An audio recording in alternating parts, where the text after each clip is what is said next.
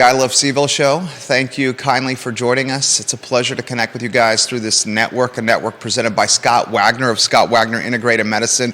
Who's got your back? Dr. Wagner and his team at Scott Wagner Integrated Medicine have your back. Changing people's lives.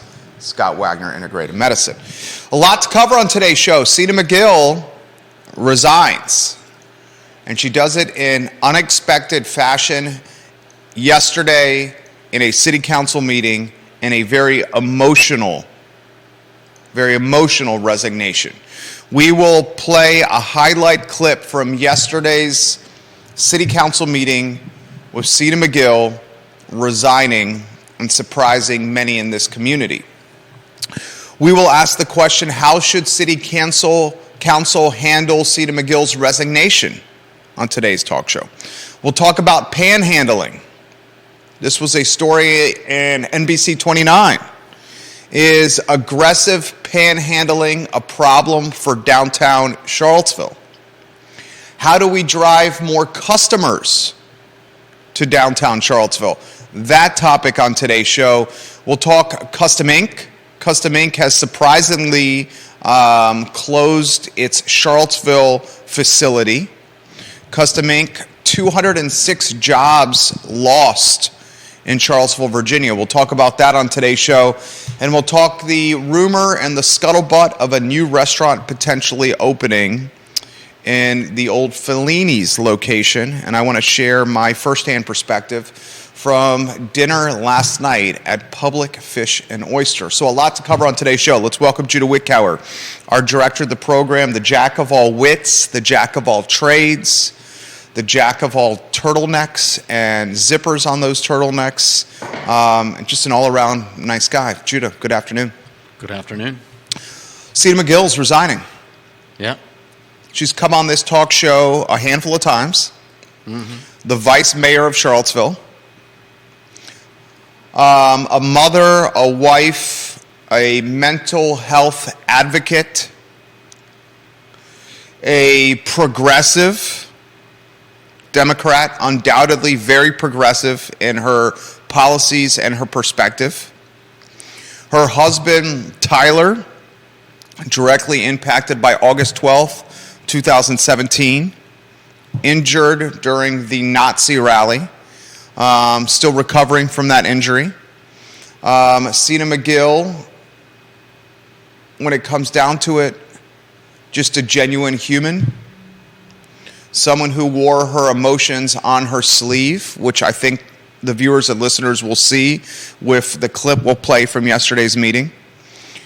In a few short months, we've had two pretty significant resignations for elected officials.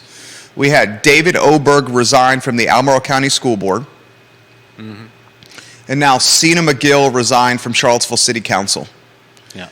With both David Oberg's resignation from the school board and Sena Magill's resignation from city council, they both cited the need to prioritize family and why they were making the decision to step down in the middle of their respective terms. Yeah. Before we play yesterday's clip with Sena Magill's resignation, I want to get your take on this. The vice mayor of Charlottesville stepping down midterm with what is a large portion of a year going to be left on her term when they fill it from an interim standpoint.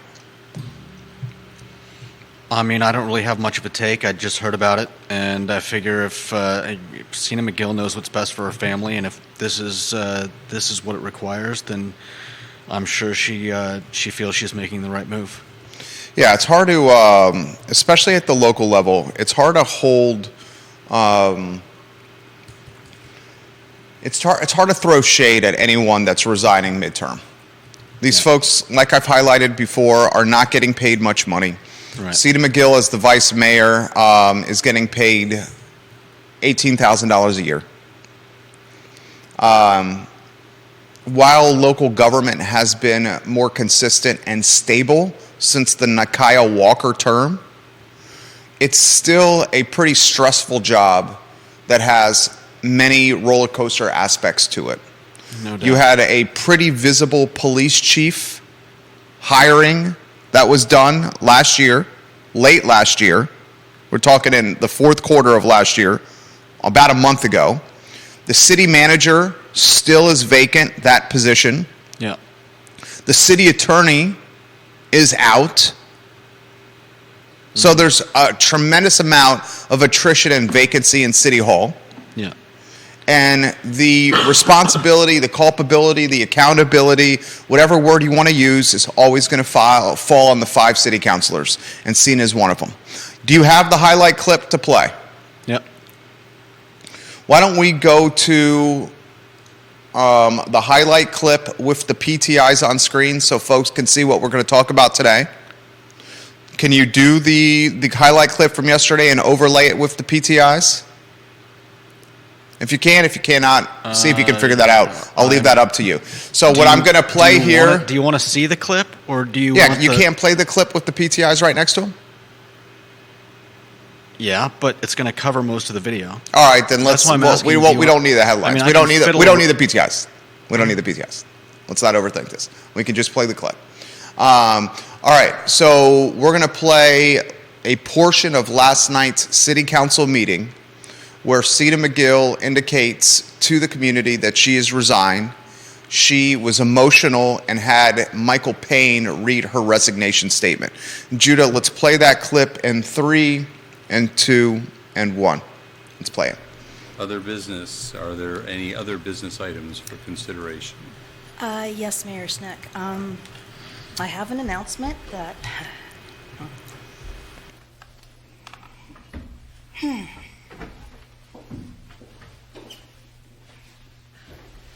you read this?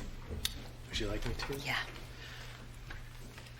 I will read this. Thank you. On behalf of Councilor Magill, this is a statement she has written and prepared. Again, this is from Councilor Sena Magill. This evening, I have the regrettable news that I must step down from office. The needs of my family have changed during my term in office, and in the last few months, it has become more and more apparent that I cannot meet the needs effectively of both. At this time, I cannot be the mother I need to be and also provide the service to the people who elected me that I committed to. This has not been an easy decision, as there is much I still want to do for this city, but right now I need to focus on my family and their needs. Thank you for allowing me to serve you. Again, that is the prepared statement from Councilor Magill this evening. And Thank you, Sena. Councilor, I believe you had said another email that you would expect your last day to be January 11th. Is that correct? Yes, that is correct. And I want so, to make sure that I can, that there's a particular meeting that always threatens to have a quorum, so I don't want to. sure. Okay, so Sena Magill, emotional resignation. That's one of the things that I really appreciated about Sena Magill is she is who she knows who she is who she is, and she's proud to be it. Yeah. She's genuine. She's comfortable in her skin. She may be doing a city council meeting via Zoom, Judah, and her cat is walking on screen.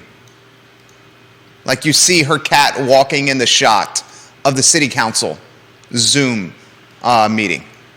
What other city councilors can you think of in Charlottesville over the last handful of years where their pets make appearances and their Zoom shots during city council meetings? I can't think of a single one. Can you? Well, I think we're in the rare time where, we've been affected by the pandemic. So I don't know how many counselors have That's been fair. on Zoom calls Yeah. that go public. But I feel like I know Sena Magill's kitty cat. Let me put it that way. Okay. Okay. Take the resignation yesterday. Is that about as real as a resignation as it's going to get? Yeah, pretty much. I mean, so overcome with emotion, she's having her colleague read the resignation. Yeah. And as Warrior AG just put it on the feed, and I agree with Warrior AG, if family isn't right, nothing is right. Family takes priority over any job. Yeah, definitely. Now, some folks have put on the feed that if you commit to doing something, you see that commitment through no matter what. I mean, you know,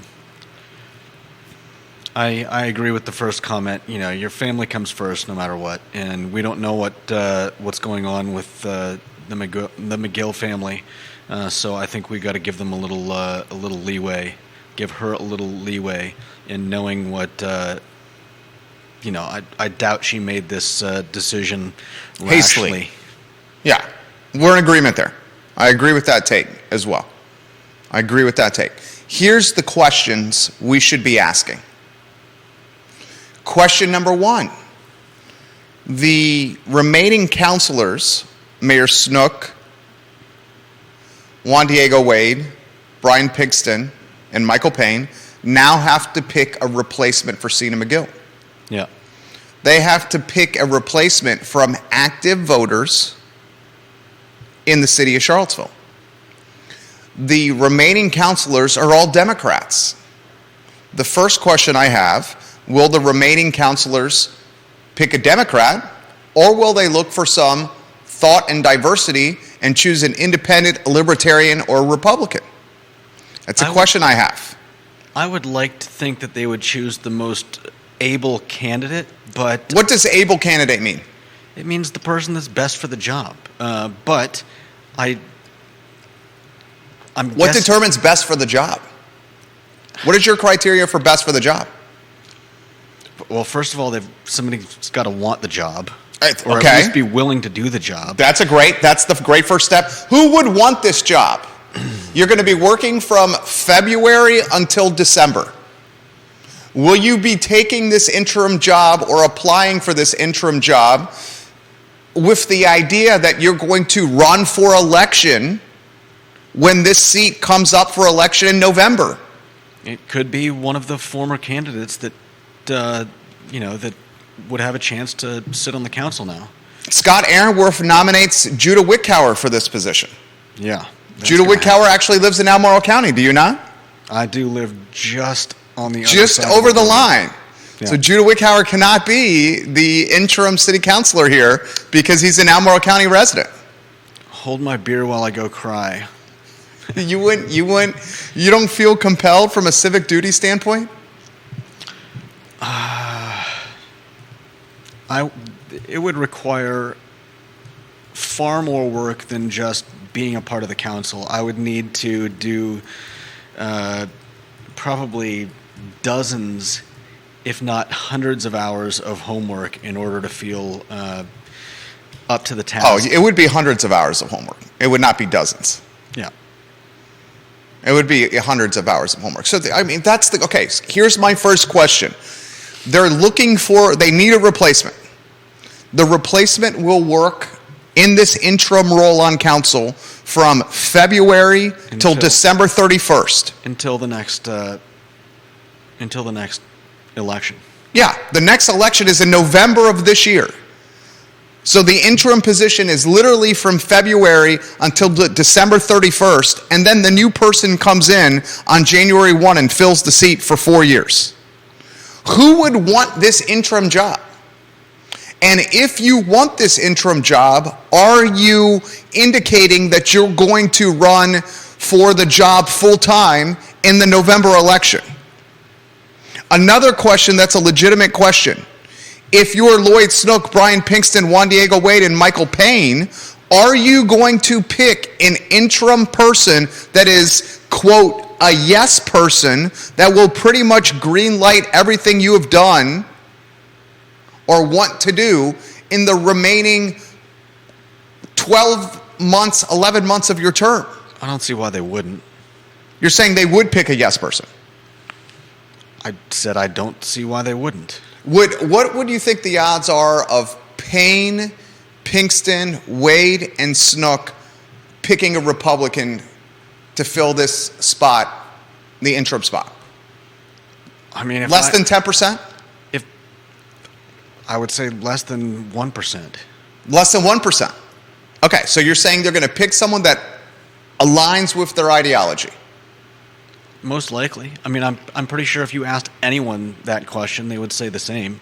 I would like to think that if there was a great candidate who's willing to do the job, wanting to come alongside and help the council for the remainder of the year, that they would pick the most able candidate, as I said before. But this is politics, and this is Charlottesville, Virginia. Yeah.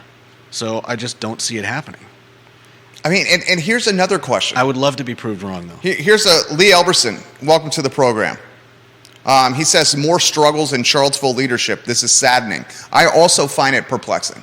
Your city attorney resigned in December, right? You still don't have a city manager. Now you have one of your 5 city councilors resigning. Your police chief starts, is it tomorrow? We'll see what Michael Kachis, let's see how well Michael Kachis performs as his role as the top cop. It is concerning the turnover. I'm also concerned by this. This interim spot is literally going to be a 10.5-month interim spot that fills Sena Magill. Whoever fills Sena Magill's spot is going to be in the interim role for 10.5 months. Yeah. Okay? They're going to be making a prorated salary somewhere in the neighborhood of $1,500. Carry that. Call it $15,000. $15,000. Yeah. The meetings are during the day. Many of the meetings are during the day. They require flexibility of scheduling. Yep. We already know there's a difficulty of filling it 4-year permanent term where you're making $18,000 times 4. What do you mean difficult? There's few people who can be a local elected official because of the time commitment required and the lack of pay that comes with that significant time That's fair, but requirement. we also are never short of candidates when we're election often time short comes of around. candidates. We have many elections where the candidates run unopposed, which is an indication of being short of candidates. Recently, though? Undoubtedly. Nad Galloway, unopposed, Albemarle County Board of Supervisors. Diantha McKeel, unopposed, Albemarle County Board of Supervisors. Okay, but I thought we were talking about Charlottesville. Well, I mean, there's examples of a lack of opposition. Take when Michael Payne, Sena Magill, and Lloyd Snook won. They had one person that really offered any kind of significant opposition, and that was friend of the program, Bellamy Brown. We don't have. I would love to see him in We love Bellamy Brown. We're huge fans of Bellamy Brown I on don't this know talk if he show. would agree to do it, but Here's the point I'm making. I would say that looking for a candidate to fill Sena Magill's interim spot, 10.5 months, $15,000 of pay, will be more difficult and challenging to get interested parties than having a 4-year term, yeah. 18,000 times 4, and an entire 4 years to make an influence and make an impact. Mm-hmm. Would you agree with that? Yeah, definitely. Not only, well, I think mostly because in the case of someone running, they've thought about it. They've probably talked to their loved ones. They've, gone over the pros and the cons, and they've made a personal decision that's going to affect their lives for the next 4 years. Here we're talking about somebody that's got it's got a month or two to figure out and decide whether this is what they really want to do, and if they can even make it work. That's what I'm saying. With whatever job they currently have. That's what I'm saying. Lisa Costello says Bellamy Brown would be great. Very level-headed, focused on goals, fair to all. Yeah. Lisa, I'm responding to that. Definitely Agreed. Love Bellamy Brown. Mm-hmm. I'm literally tagging Bellamy in there as well. You said it perfectly. Who's going to want to put their hand in the air and say, I want to be the interim spot? I will work only 10 and a half months. I will have zero chance to implement any kind of real policy or have any kind of positive change in 10 and a half months. I'm going to have no notoriety, no name recognition, and I'm going to be replaced by someone come January 1 with an election looming in November. Who's going to put their hand in the air and say they want that job? I don't know if all of that is true. What part's not true? You're saying that nothing of import is going to happen in council in the next year? When the interim person, man or woman, is put on the dais in February, they will have half of February and the remaining rest of the year, including Q4 that's vastly interrupted by Thanksgiving, Christmas, Hanukkah, Festivus, and all those holidays, right? They will get nothing done. They will not be able to do anything of merit in that interim spot. They'll be able to vote on stuff, but what they're going to be voting on is policy and change and vision that the other 4 counselors brought to the table. Here's another question I have for you. The 4 counselors that you have on the dais right now, Pinkston, Snook, Payne, and Juan Diego Wade, 4 men. Should you prioritize a female for the 5th spot in the interim position? A woman? 4 men right now. Should you prioritize a female? Should you prioritize a female of color? Should you prioritize someone that has a different political ideology than the current 4 Democrats? I mean, all questions that I think are applicable and fair. Another question I have. Will whoever fills this spot, what kind of role will they have in hiring a city manager? What kind of role will they have in finding a new city attorney? What kind of role will they have in the budget process, arguably the most important aspect of being on council? How can someone come in for 10 and a half months and just be thrown into a budget cycle and choose how the city of Charlottesville is going to spend its $200+ million and yearly funds? that's a lot of questions. So I hope you find answers to them. How could this person impact the Buford school reconfiguration that's a hot topic this year? Not being a part of the reconfiguration process the entire time. Carol Thorpe, Queen of Jack Jewett, has a comment. Lack of time and compensation are not the only reasons for a lack of candidate. I know of several, including myself, who have not even tried because we are not Democrats and have zero shot of winning out of the gate. It's a fair point. Queen of Jack Jewett, Carol Thorpe. The last non-Democrat on council was?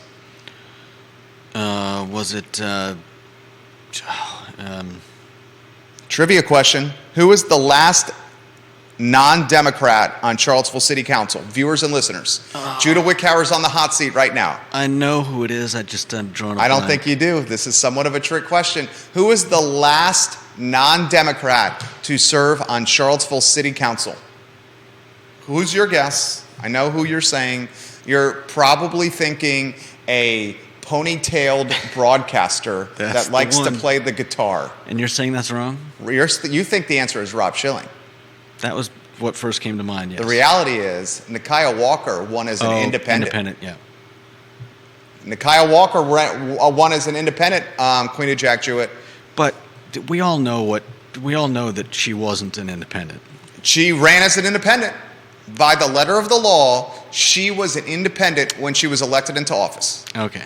Schilling was a Republican. Nikiah Walker as an independent. There's Kathy Galvin walking by. We love her. Good to see you, Kathy. I'd love to see, I'm very curious to see who volunteers to fill Sena Magill's spot. I'm very curious to see who is the one. And I'm also very curious to see if whoever raises their hand to fill Sena Magill's spot, if they do it with the mindset that this is going to be a springboard for them to utilize to win an election and get into like a tryout, if you may. Right. Like getting their feet wet and getting some seasoning before they make a push for a 4-year spot. Yeah. And I'm very curious to see how Lloyd Snook, Brian Pinkston, Juan Diego Wade, and Michael Payne, all men, navigate diversity on the dais. Diversity in thought and diversity in look. Because last I checked, Charlottesville City was not all men. It's definitely not. You by your body language, you seem to think that point that has less of reason to, less credibility or significance. I think it's problematic because we see it too often, and I feel like it negates the. We see what too often? Hiring for diversity rather than ability. I have no problem, whatever sex, color, religion, a good candidate is, as long as they're a good candidate. But if you're just trying to find the right square to fill, I'm dubious that is the best way to go about finding an able candidate. Fair point.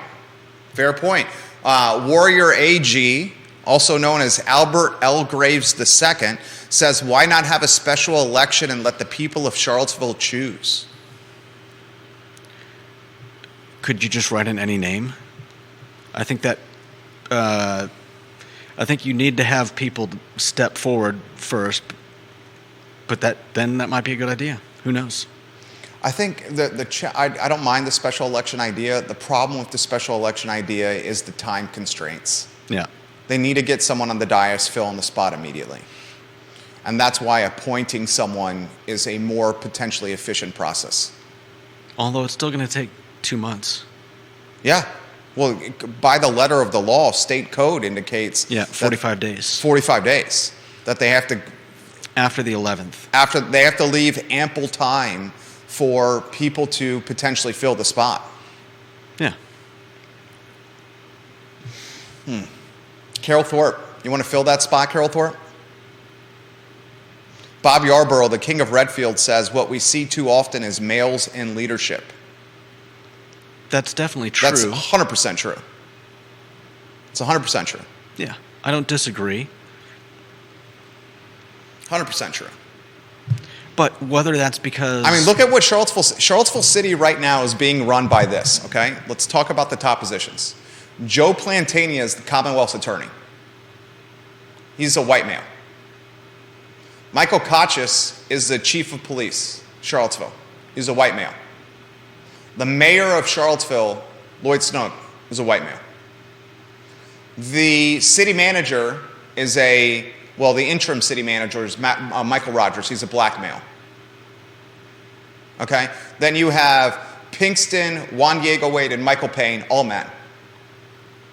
With the resignations of the city attorney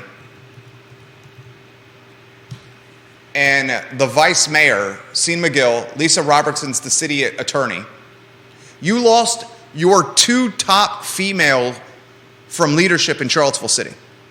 Lisa Robertson resigned in December. Sena Magill's peacing out now. So, 4 men on council, city manager dude, police chief dude. You're not talking about a lot of female diversity here in leadership of Charlottesville City, a world-class city. That's a point that should be made.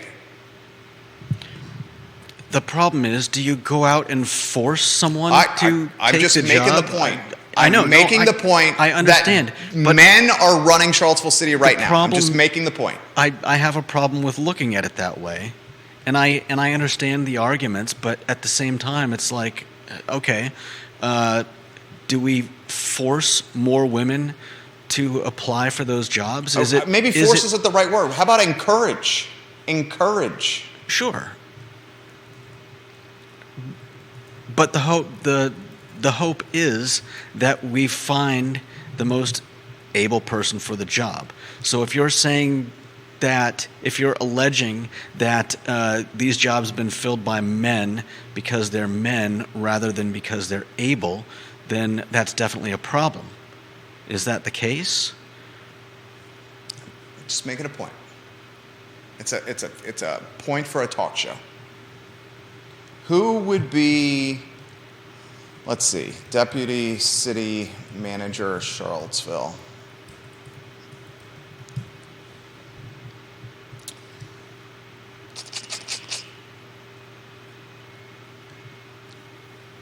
I want to make sure I have her name right.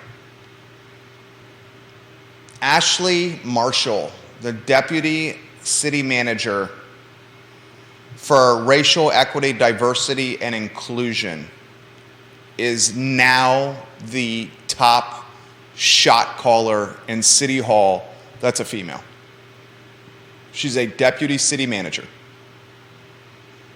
She is now the top shot caller at Charlottesville City Hall that's a woman. Okay. Your Commissioner of Revenue is a male. Todd Divers. Your Commonwealth Attorney is a male. Your Chief of Police is a male. Your number 1 city manager, Michael Rogers, is a male. Your number 2 city manager, Deputy City Manager, Sam Sanders, is a male. Your 4 city councilors are all guys.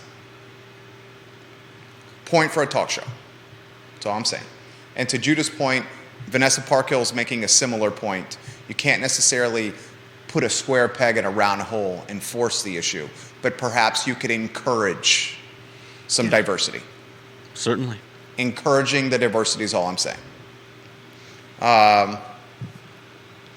Vanessa Parkhill says, I know many women who would not represent my views. Estrogen does not make us like-minded. That's a very fair point.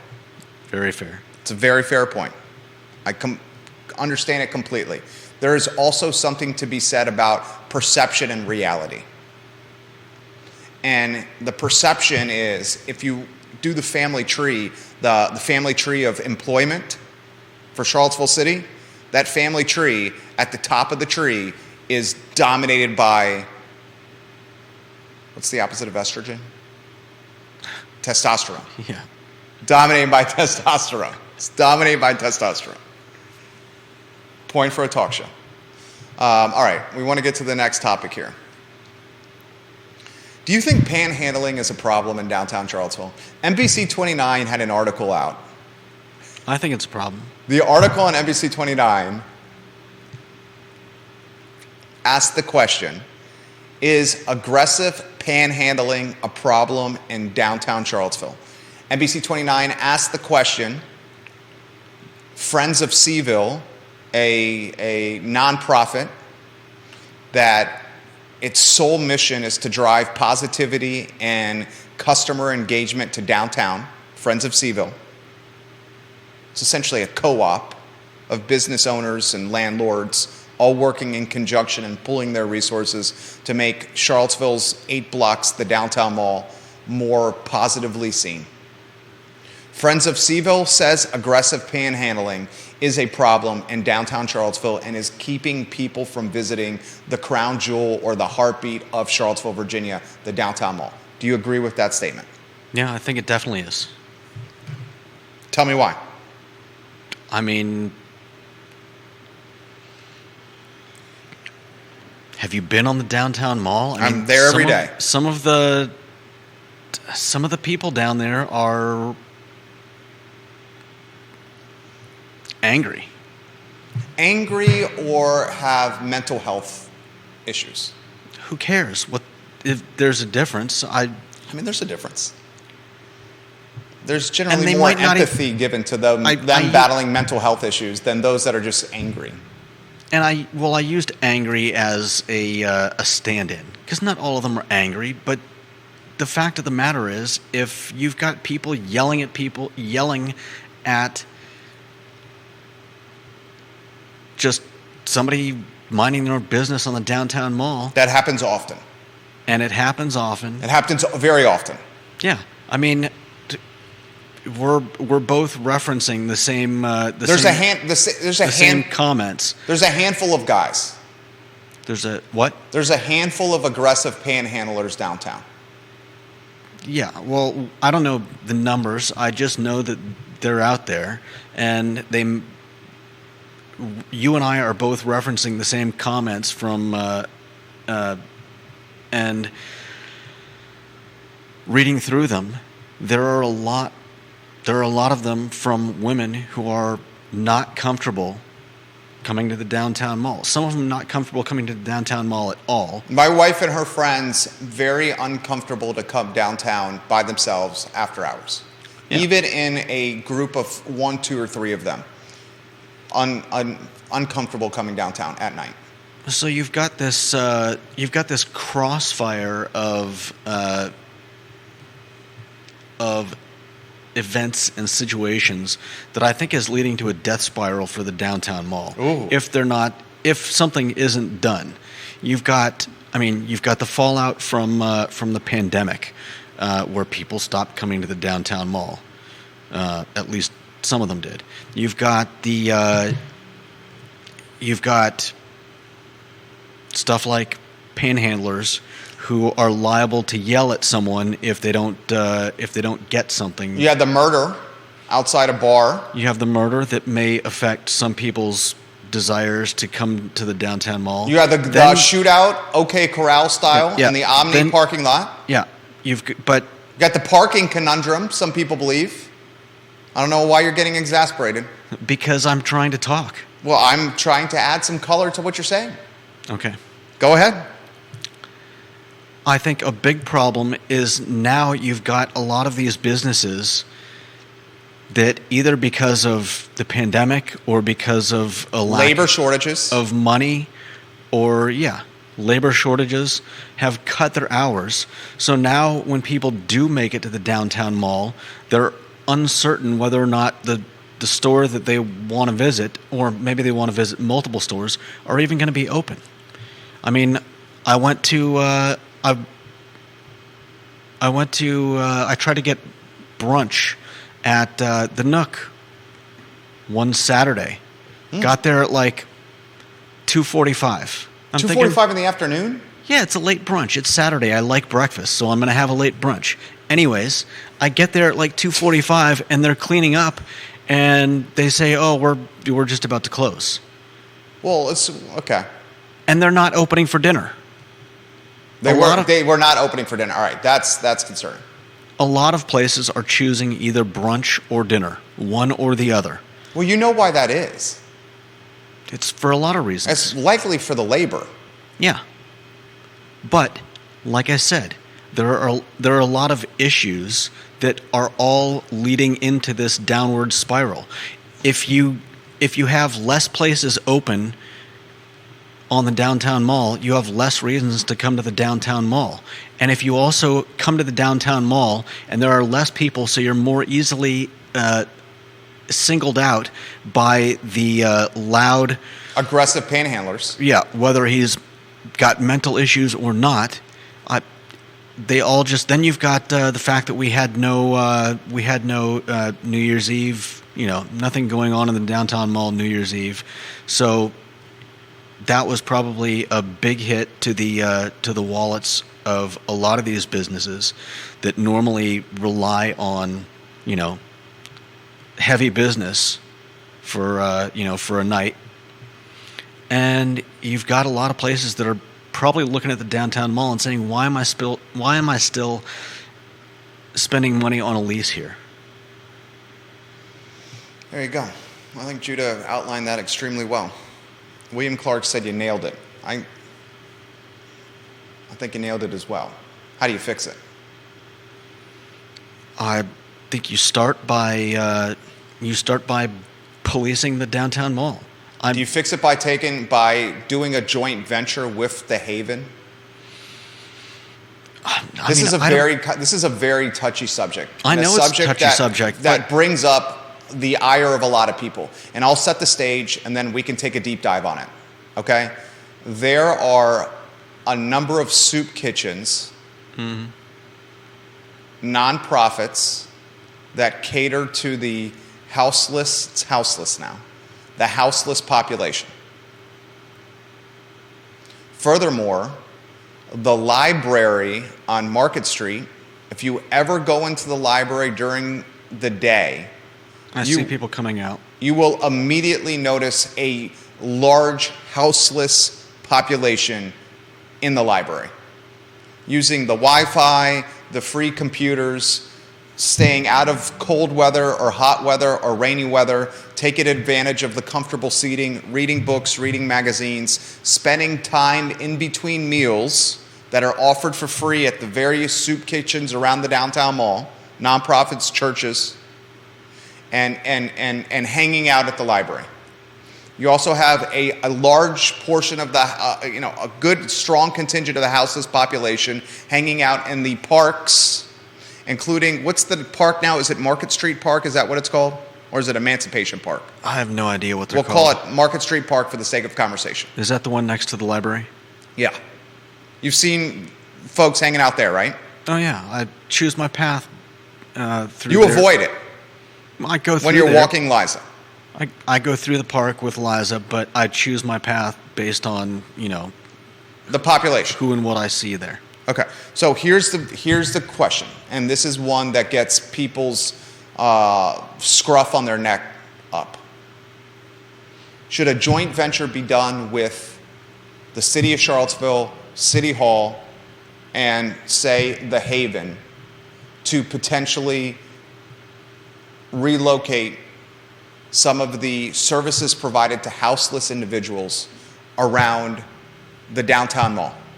I think that would be Knowing wise. that if these third parties, like the Haven and some of these nonprofits, are located to another portion of the city, then potentially the panhandling and the houseless population would be eradicated from the downtown mall. Is that what needs to be done? I think that would be helpful. How the hell do you navigate that? Who's got the political capital or the political will or the thick skin to broach that topic? And who I don't know. I think you just have to do it. I'll ask this question. Who thought it was a good idea to greenlight all these third parties that are incredibly positive for the community with the support they offer the houseless population? The Haven's fantastic. I'm not throwing shade on the Haven. Who thought it was a good idea to have the Haven on the downtown mall? Right.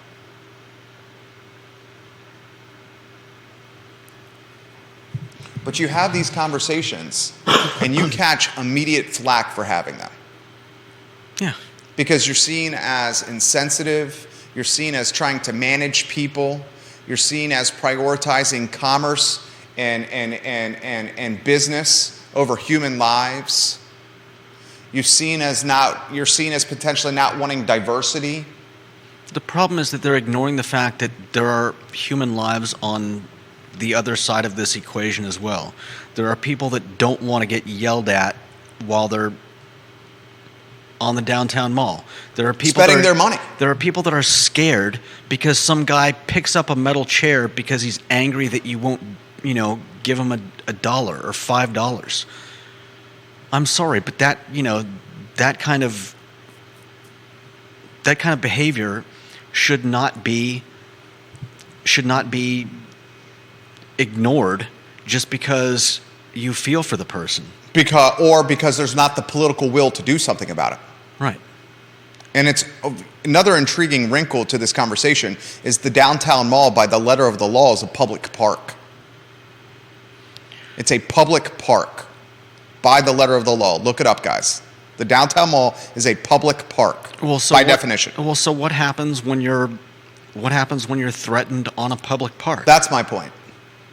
There's my point. If someone was threatened at a public park or there was aggressive panhandling at a public park like Azalea Park or like McIntyre Park, right?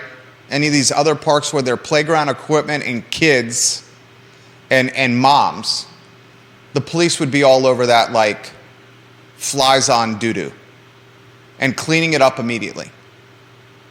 They would clean it up immediately. But because it's happening downtown, it's being overlooked.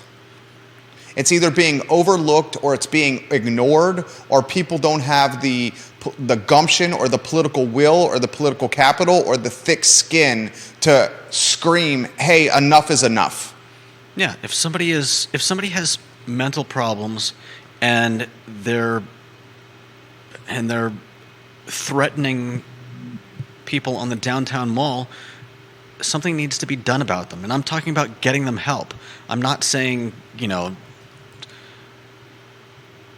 that you just ignore it, which seems to be the consensus. Well, that's right what's now. happening now. Yeah. That's And exactly what's happening right now. something has to be done. Lisa Costello has good comments here. She says, when does freedom of expression cross the line on the downtown mall? It's a great comment. Yeah. You got clapping man who walks up and down the mall, Yeah. clapping and screaming. Yeah. You got the man who carries the what I call it, the cane. What is the thing called with the guy with the long gray beard and he has a staff that has a Staff, I guess. yeah. I mean, You know the guy who carries the staff up and down the mall, screaming and I yelling. think so. Yeah, I haven't seen him in a long time, but Okay. You have a number of aggressive panhandlers who get in your face. yeah. When do we start saying it's at the point of being a problem and we need policy and action to change it? And here's the next question Lisa Costello asked. If you choose to relocate the houseless population around the downtown mall, where would you move them Yeah. otherwise in a 10.2 square mile city that's landlocked and pretty much at capacity? Well, I think the problem, in my mind, is less about moving them, and more about actually getting them help. Like, look, you can't just sit on the mall and yell at people. We're gonna have to take you somewhere. Bob Yarborough, on your point, says the king of Redfield's panhandling is most often a free speech issue, right? Aggressive and intimidating behavior is not a free speech issue. It's a tough tightrope to walk, particularly in a public space. Yeah, and I have no problem with the panhandlers in general. Carol Thorpe, expression and solicitation are two distinct things. Expression and solicitation are two distinct things. No doubt. Two very different things. Completely agree. Bill McChesney says you have to get Jeff Fogel out of the picture. He's the activist attorney, Jeff Fogel. Like, does this problem need to crescendo? Is this how this problem is solved? It gets so significant That somebody gets hurt and then they have to do something? potentially, or it crescendos with vacancies on the downtown mall. And nobody does anything. Empty because- storefronts on the downtown mall. Is that how it crescendos and then something is actually done by it? I mean, Because someone just got hurt. Now, granted, that was not by aggressive panhandlers. right. That was gang activity. But folks have gotten hurt. Mm-hmm. Does it crescendo and then become an issue where folks take action when there's an empty storefront index and that index gets pretty high? Hopefully. But I don't know. If it's perceived that the major cause of those empty storefronts is overly aggressive panhandlers, Is the do cause we just of, not do anything about it? Because, the as you cause- said, nobody has the political capital to That's what I'm get saying. it done. Is the cause of empty storefronts going to be aggressive panhandling primarily? Or is that just one of the deaths of 1,000 cuts?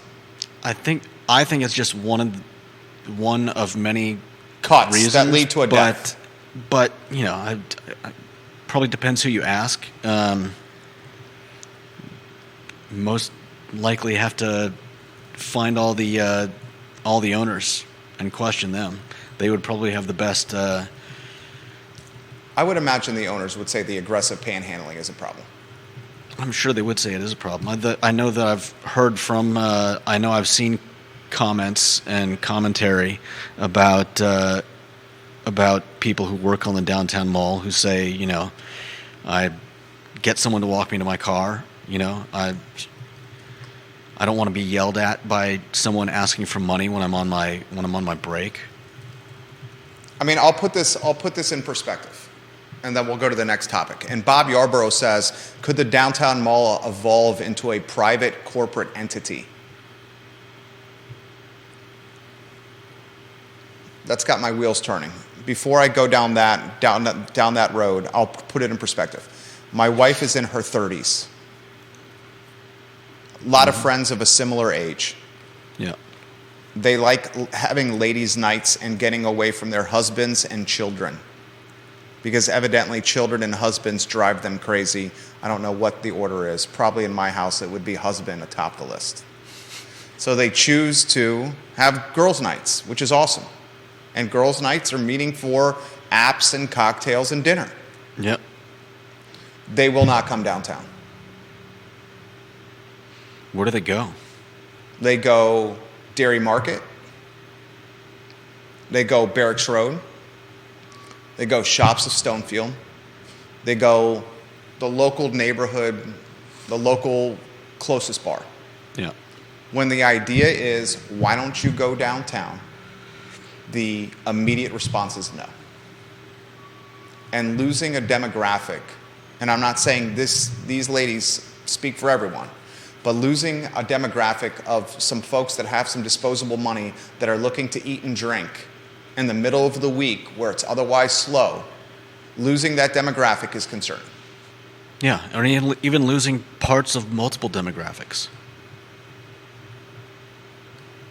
I'm usually on the downtown mall Thursday night meeting with a friend, and there's certainly activity, but it doesn't seem as heavy as it has in the past. And I definitely the groups of people I do see are usually groups. Well, Warrior AG Albert Graves II makes the comment to Bob Yarborough.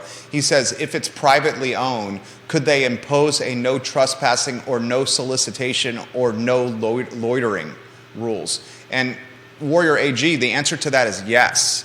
One of the reasons you don't see homelessness and aggressive panhandling in Stonefield or in Barracks Road Shopping Center or at Dairy Market is because they are privately owned and they ask folks to leave. The downtown mall is a public park by the letter of the law. So you cannot ask folks to leave because it's a public space, a public park. Why, in part, my wife and her friends like to go to Dairy Market or Barracks Road in Stonefield is because they know it's safe. Yeah. There is no aggressive panhandling. Yeah. So if it was privately owned, yes, they could ask folks, not just panhandlers, people like Judah and I to leave should they want to, because it's privately owned. Yeah. So is that how you solve the question? And how do you make downtown privately owned? We're obviously spitballing here and chattering for the sake of a talk show. How would you make it privately owned? I don't know if you could. Is it set aside as a public park? It's the downtown mall by the letter of the law of what the downtown mall is it's a public park. Yeah, that's what I thought. It's a public park. So I don't know if there is a way to get around that. I don't think. I think one thing that could be considered is making downtown a what is it called? A business improvement district. A BID, and look up business improvement districts, where it's a portion of a jurisdiction that is kind of like earmarked because of its influence and its importance.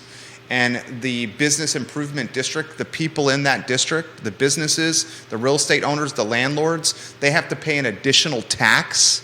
But that additional tax goes to the beautification of quality of life for that district. Maybe that's something that should be considered, turning downtown into a business improvement district, which would allow the district a bit more autonomy in policing itself. But right now, if you've been downtown, you see that it's not at its peak performance. Is that fair? I think that's fair. Yeah. It's not at its peak performance. And this is coming from someone, yours truly, that has a lot of skin in the game with real estate ownership downtown. So it not only hurts my soul, it hurts my pocketbook as well. Interesting topic. All right, three more topics I want to get to. How about the real estate listing? You put the photos on screen. Guys, this is 705 Nelson Drive. Let me see where 705 Nelson Drive is located. Let me know when you put the photos on screen, if you could, sir, please. 705 Nelson Drive is located on... Let's see, why is that not working? So it's located off McIntyre Road, kind of by the McIntyre Recycling Center and that baseball field on McIntyre Road. So right down the road from the... Hold on. Right down the road from the baseball field and pretty close to CVille Coffee is Nelson Drive. You got the photos on there? Just about. All right, 705 Nelson Drive. I'm going to give you the specs All right, of this house. front is on. All right, this is the front of the house. It's on screen. Look at the screen. Look at the screen. The asking price for this house is $575,000. $575,000. It's 2 bedrooms, 1 bathroom, and 988 square feet. Christina Blunt sent me this as a talking point. She said, check out this house, and now it's a part of today's talk show. You guys send me ideas, we integrate them into the show. 705 Nelson Drive, Judah, has an asking price of $575,000. It's 2 bedrooms, it's 1 bathroom, it's less than 1,000 square feet, and it was built in 1953. This home is 70 years old, Judah Wickauer. 70 years old. Susie Pace and Lynn Fox of Pace Real Estate Associates have the listing. Yes, the location is nice. You're basically talking north downtown here. You're basically talking north downtown here. A little more north, but north downtown. The home in 1991, Judah. What do you think this house sold for in 1991? 135,000. It's a good guess. 82,000. Damn. 1991, the home sold for 82,000. In 2023, the home has an asking price of $575,000. That's an appreciation of over 600%, Judah, in roughly 30 years. Think about that. Mm-hmm. Now, I'm not going to throw shade on the house. I'm just bringing a listing to you that caught my attention. What do you make of 705 Nelson Drive with an asking price of $575,000?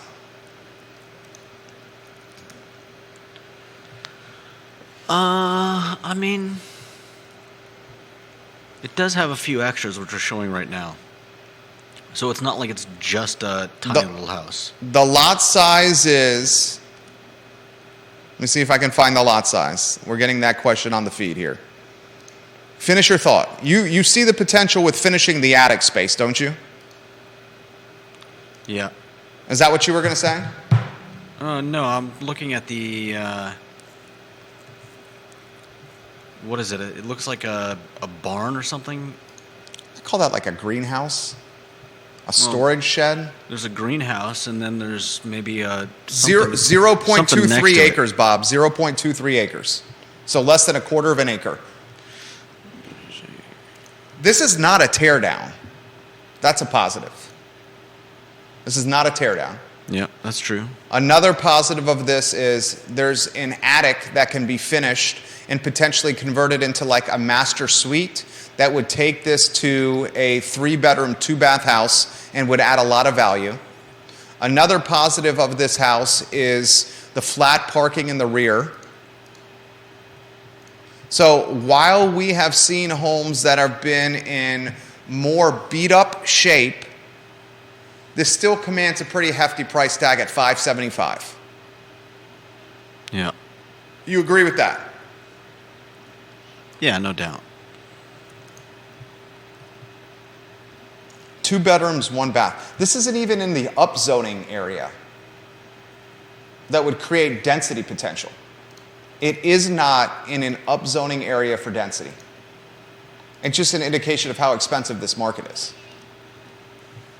All right, we'll go to the next topic. What'd you make of Customink closing its Charlottesville production facility? It's a shame. I mean, 206 jobs in Charlottesville lost when Customink closes its production facility. 206 jobs as Customink consolidates in-house production at its Dallas, Texas facility. yeah. That's. I mean, how many businesses can boast that many that they're Employees locally. Yeah. Not many. Not many. Yeah. 206 is a lot. Mm-hmm. And here's the unfortunate aspect of it. Anytime someone loses their job, I'm empathetic. But the jobs that are being lost here are the jobs that are not associated with science, technology, engineering, and math. Yeah. They're the jobs associated with you work hard, you could get promoted, and you don't need significant diplomas to get hired. Yeah. They're jobs that can appeal to the everyday man and woman. Right.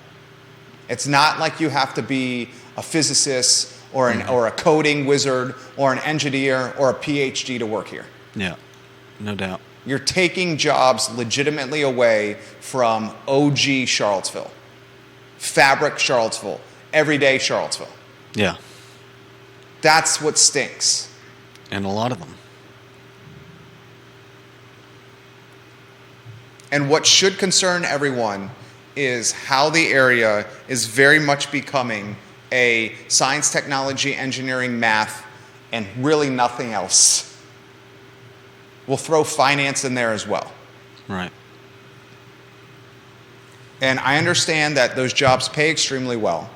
And I understand that those jobs are always going to be in vogue and Tony and filled by talented people. But eventually it's going to create a gentrification of Charlottesville culture where you're going to have a Greenwich, Connecticut effect, a Silicon Valley, San Francisco, Boulder, Colorado, Austin, Texas effect. Mm-hmm. Where it's homogenous in look and a wealthy resident, and that's about it. 206 jobs lost with the closing of this facility. That's a big deal. Yeah. Anything else you want to add on that? No, it's just, I mean, I think we need more companies like that to come in and boost the economy, boost the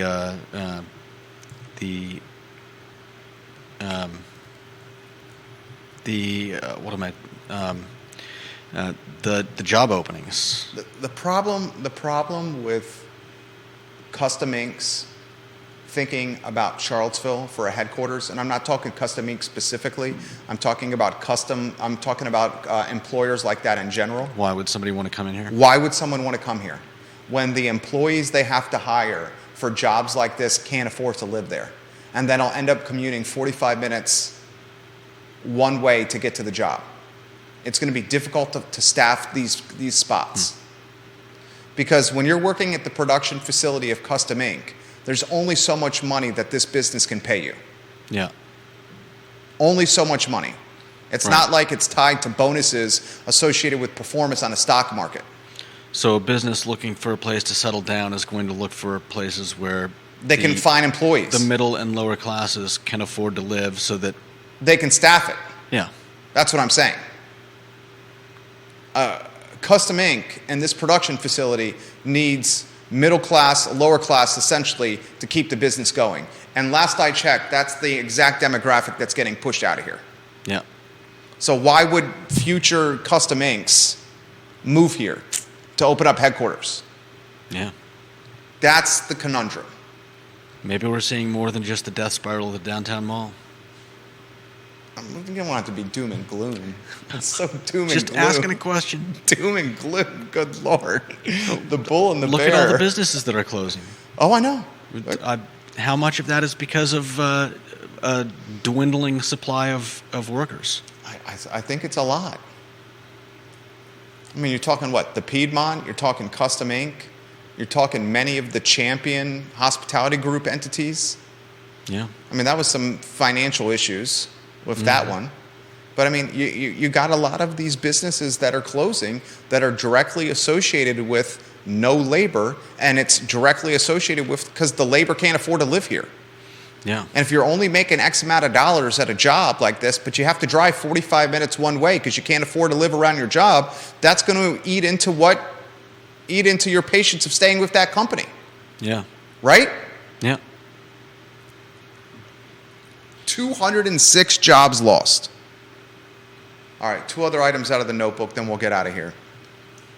Speculation on the interwebs has a new restaurant potentially heading to the Fellini's location.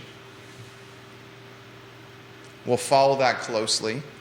You and I are hearing through the grapevine, and we will not acknowledge, because we respect people's anonymity considerably, who the grapevine is. But you and I are hearing through the grapevine that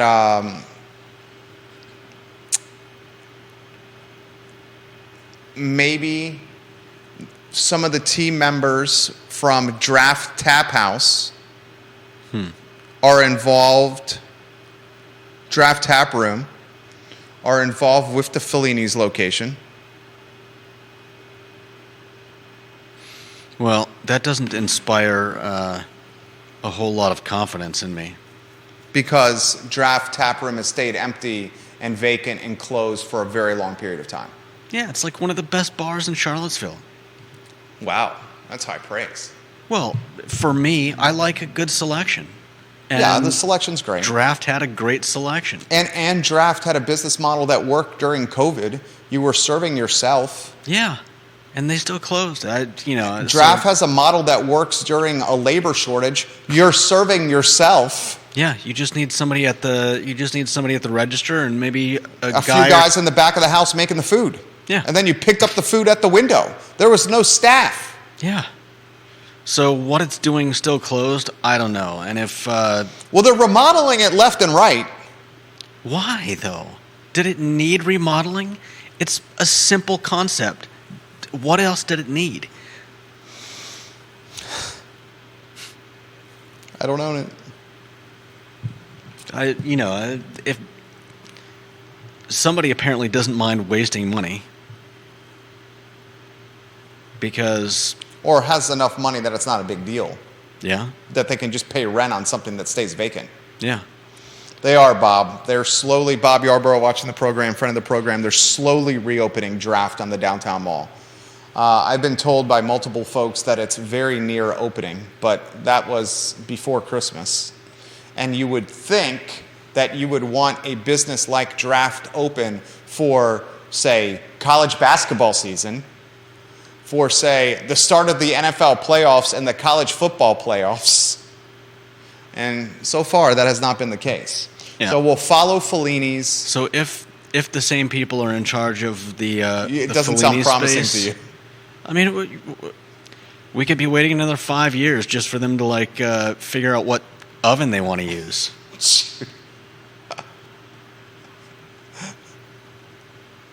What would you like to see going to Fellini's? What would I like to see? Huh? I have an idea if you want me to jump in first. Go ahead. I'd like to see a sports bar. I'd like to see a sports bar at Fellini's. A true elevated sports bar. Not something grimy and grungy. An elevated sports bar with a limited menu that's legit, TVs everywhere. That does not exist downtown. Draft Tap Room will help fill that void because there are TVs everywhere, Yeah. but right now it's not open. If you want to watch the game in downtown Charlottesville, where do you go? You basically have either Citizen Burger. We were in this conundrum over the weekend. You have Citizen Burger Bar or South Street Brewery on the downtown mall. Where else do you go to watch games on the downtown mall? Citizen Burger Bar or South Street Brewery. Yeah. I'd like to see a sports-centric restaurant head to Fellini's with ample television viewing for sports fans. And I think it would do well. All right. What would you want to see? You want to add to that? You know, I don't know what I'd want to see. I think we've lost all of our steakhouses. It would be nice to have a Steakhouse? Yeah. There's not a steakhouse downtown, which is interesting. Yeah. The only steakhouse you have right now is the Aberdeen Barn. Yeah.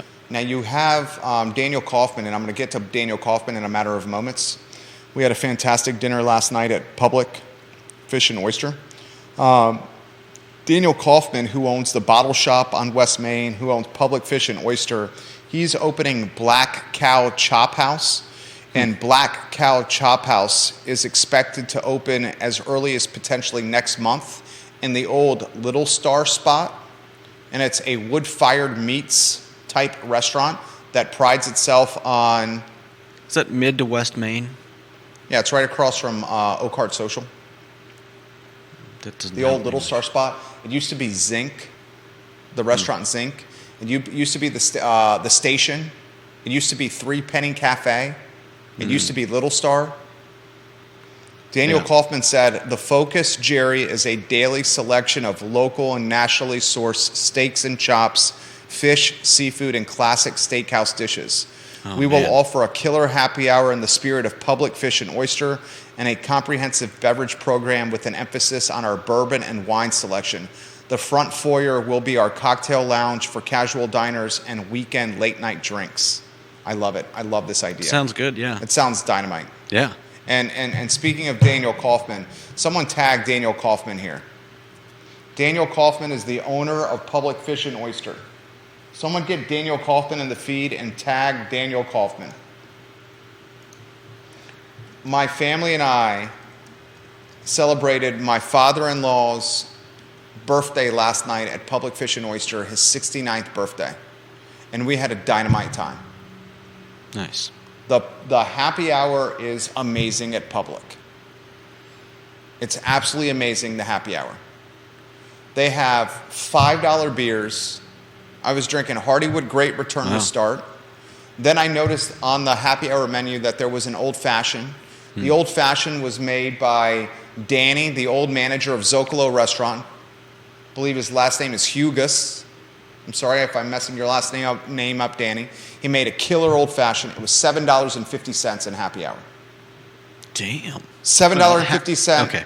That's a fantastic price. Yeah, I can't remember the last time I've been to a happy hour, so I don't know what the prices usually are. I Fantastic just know that that's price. cheap for $5 beer is cheap anywhere in Charlottesville. Exactly. They had lobster roll. The lobster roll was market rate. I think it was $14.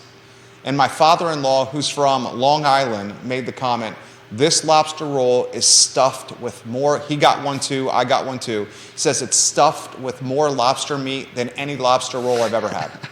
And we're in Central Virginia. Yeah. And he lives on Long Island. Mm-hmm. It was absolutely dynamite, guys. Daniel Kaufman, Public Fish and Oyster, is running flawlessly.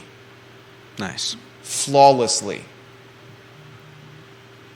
And if you have not had happy hour at Public Fish and Oyster, you are missing what is arguably one of the best happy hours in Central Virginia. And Scott Aaronworth in Virginia Beach, I 100% agree with your comment.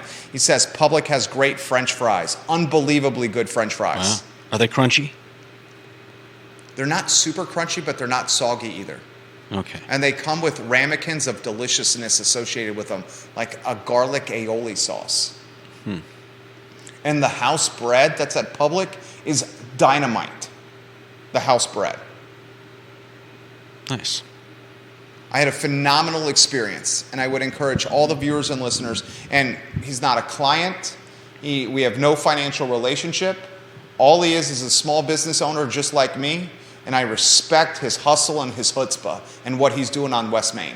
Daniel Kaufman, very quietly, is becoming the mayor of Midtown. Nice. He has Public, he has the bottle shop across from Public, and he's opening up a steakhouse right across from Public as well. He's got 3 businesses all across the street from each other, all within like 15 steps of each other, which is making it easy for him to manage. It's brilliant. Is Pronto no more? Pronto is closed. That was on the UVA corner. Yeah.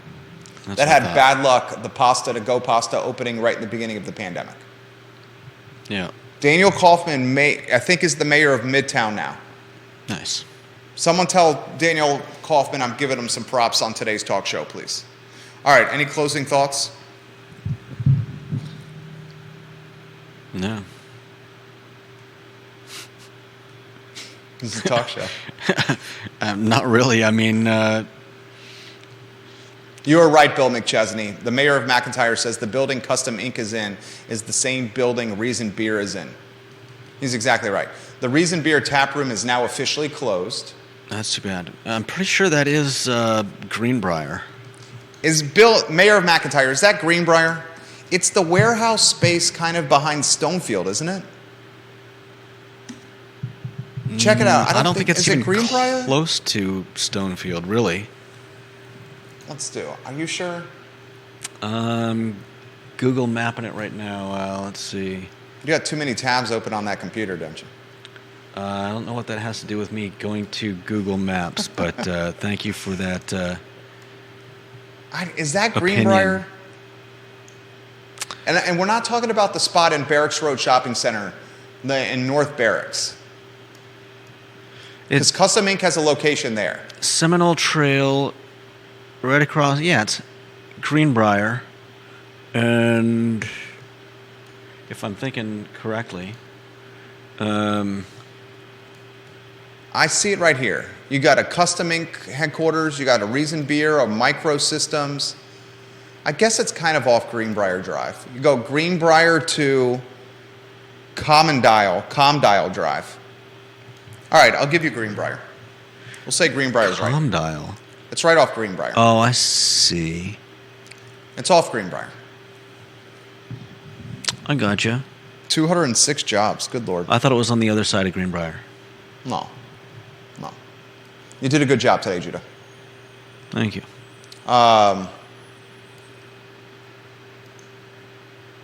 Bill McChesney says it's the Stromberg Carlson building off of Greenbrier and Commonwealth.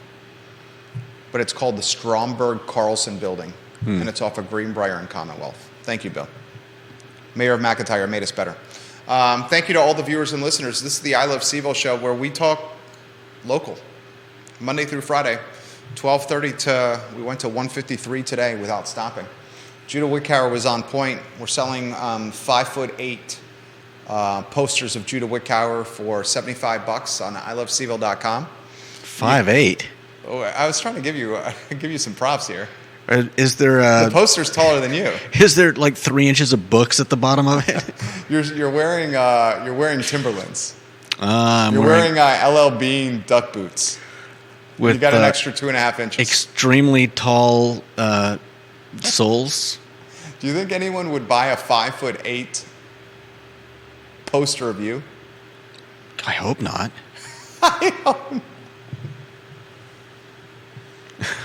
Oh, God.